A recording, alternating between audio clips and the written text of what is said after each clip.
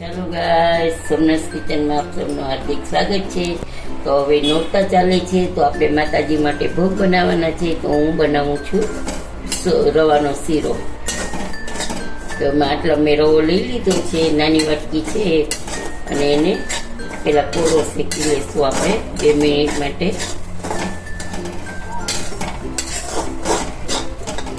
લોહી નથી લેવાનું.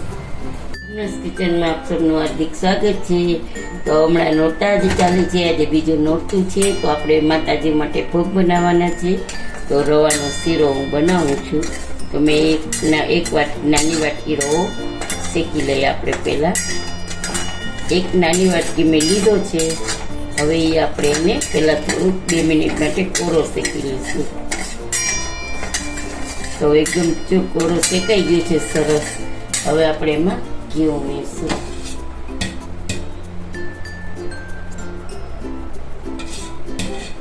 તો ઘી 2 ચમચા આપણે ઘી નાખ્યું છે. એટલું કઈ નથી થઈ જશે.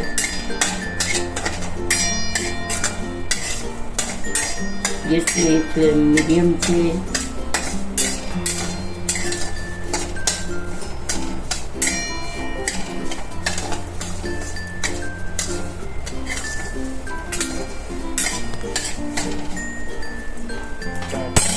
જોઈ શકો છો ગાઈસ, આપણો રવો એકદમ સરસ શેકાઈ ગયો છે, આછો બદામી થઈ ગયો છે. તો હવે આપણે એમાં થોડું ગરમ પાણી નાખી દઈશું. પહેલા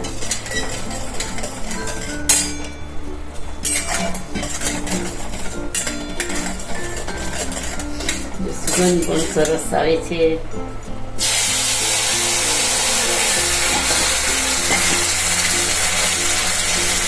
એક વાટકી આપણે દૂધ નાખી દઈશું. એટલે દૂધ નાખવાથી શીરો, રવાનો શીરો બહુ સરસ સ્વાદિષ્ટ બનશે.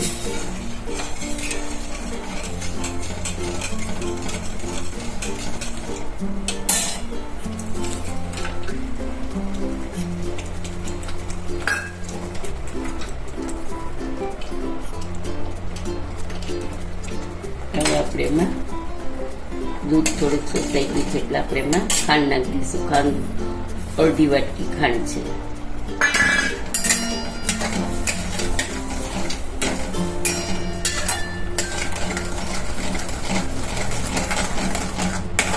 બસ આપણે હવે એને ચલાવતા રહીશું. ઘી છૂટે ને ત્યાં સુધી ચલાવવાનું રહેશે. તો જોઈ શકો છો ગાઈસ, આપણો જે શીરો છે એ પેનને છોડી દે છે. તો આપણે સમજી જવાનું કે આપણો શીરો રેડી છે.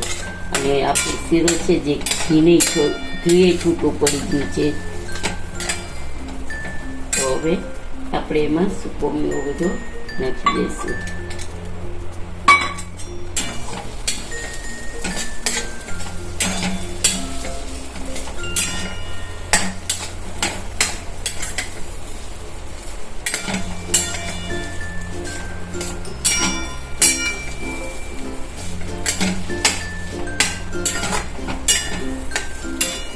ગેસ આપણે ઓફ કરી દઈશું.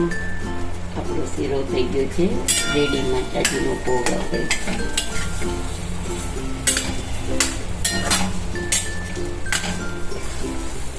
જોઈ શકો છો, એકદમ પેનને છોડી દઈએ છે.